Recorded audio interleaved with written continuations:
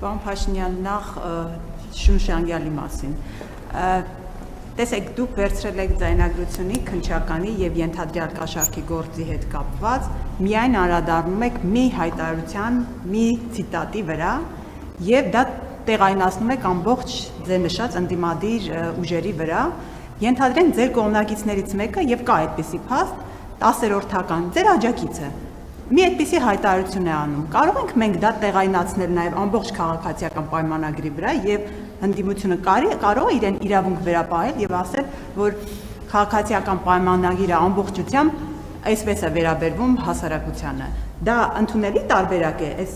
առումով խնդրում եմ ձեր գնահատականը։ Երկրորդը դուք պարբերաբար նշում եք Սամվել Կարապետյանը, վախենում եք, որ բոմժ կդառնա Սամվել Կարապետյանը, երեք նա անդրադարձել է դրան եւ նա ձեզ ասում է դուք կներեք, ցիտում եմ իրեն, դուք բուժման կարիք ունեք։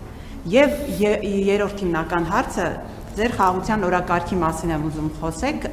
դուք ասում եք խաղաղություն ենք բերել, Ադրբեջանի հետ խաղաղություն ենք կառուցում, բայց նույն Ադրբեջանը մշակութային ցեղասպանություն է իրականացնում Արցախում եւ եկեղեցիները հիմնահատակ ավերում։ Սա է խաղաղությունը, այսպիսի խաղաղություն ենք բերում։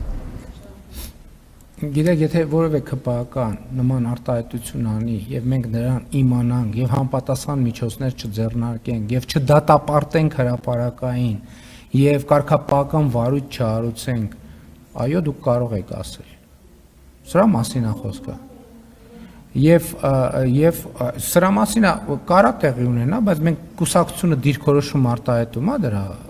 վերաբերյալ։ Եղել են դեպքեր, որ ոչ կոռեկտ արտահայտություններ են եղել, մենք շատ արագ դրան բան ենք արել, կամ ներողություն ենք խնդրել, կամ ինչ-որ մի բան ենք արել եւ այլն եւ այլն։ Խոսքը դրա մասին է։ Ինչ վերաբերում է բուժմանը, ճիշտն ասած, իրոք բուժման կարիք ունեմ, որովհետեւ մի քիչ խարբուխ եմ, որ 10 օրից ավել չի անցնում,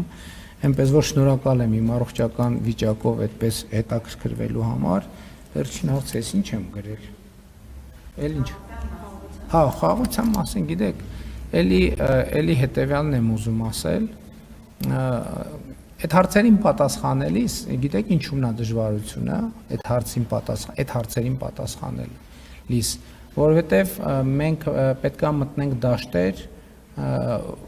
եւ խոսենք բաների մասին, որի մասին ընդունված չի եւ լավ չի խոսալ։ Ես նախկինում, բայց անուղղակիորեն խոսել եմ դրա մասին։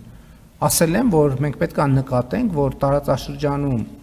կան մեղադրանքներ, որոնք որոշակի հայելայնություն ունեն։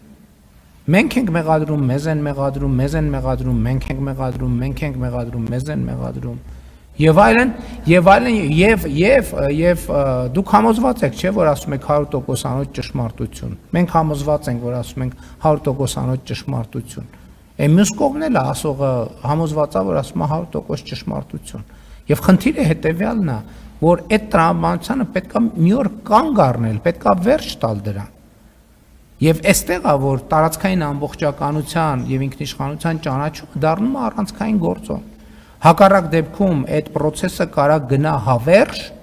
եւ մենք տեղ չհասնենք եւ այդ պատերազմի կոնֆլիկտի ցիկլը չհաղթարենք։ Էլի ուզում եմ ասեմ, պատերազմները, այդ թվում Ղարաբաղի շարժումը առաջին հայացքից շատ անմեղ բաներից է սկսել։ Հետո դարձել է մի իրավիճակ, երբ որ երկրների ու ժողովուրդների ճակատագիրը արժեցել։ Ես կարծում եմ, որ մենք պետք է կանգ առնենք, բայց դա չի նշանակում այդ հարցերը չքննարկել, նշանակում է այդ հարցերը քննարկել այլ մթնոլորտում, այլ տրամաբանության մեջ։ Եվ իմիջիայլոց ես ուրիշ բան եմ մտածում։ Ես Հայաստանի Հանրապետության վարչապետ եմ եւ ասում եմ, իսկ Հայաստանում կան պատմամշակութային հուշարձաններ, որ հենց այսօր ոչնչացվում են։ Այո, կան, եւ իմ հոգսը Հայաստանի Հանրապետության տարածքում գտնվող պատմամշակութային հուշարձաններն են, եւ էսա պատճառը, որ եթե թիվը չսխալվեմ, Հայաստանի պետական բյուջեից մենք եռապատկել ենք միջոցները։ Ես օրինակ գնացել եմ Այգեհովիտ գյուղում գտնվող Սրվեղի վանք եւ տեսել եմ, որ ավերվում է այդ վանքը։ Վերադարձել եմ հանձնարարական եմ տրվել վերականգնել։ Գնացել եմ Բջնի եկեղեցի, տեսել եմ պատը քանդված է։ Վերադարձել եմ հանձնարարական տվել պատը բանանել։ Գնացել եմ Բջնի ամրոց, տեսել եմ, որ ամբողջը ծառերով փակված է եւ ճանապարհել գոյություն չունի։ Վերադարձել եմ հանձնարարական եմ տվել, որ կառուցել։ Ես Հայաստանի Հանրապետության մեր աչքի իմիջայլոց ամրակից գյուղում գտնվող ռուս ուղղափառ եկեղեցին ես մտել եմ եւ տեսել եմ, որ ավերման եզրին է ռուս ուղղափառ եկեղեցին։ Վերադարձել եմ, հանձնարարական եմ տվել, որ պատմամշակութային արժեքը վերականգնվի եւ վերականգնված է,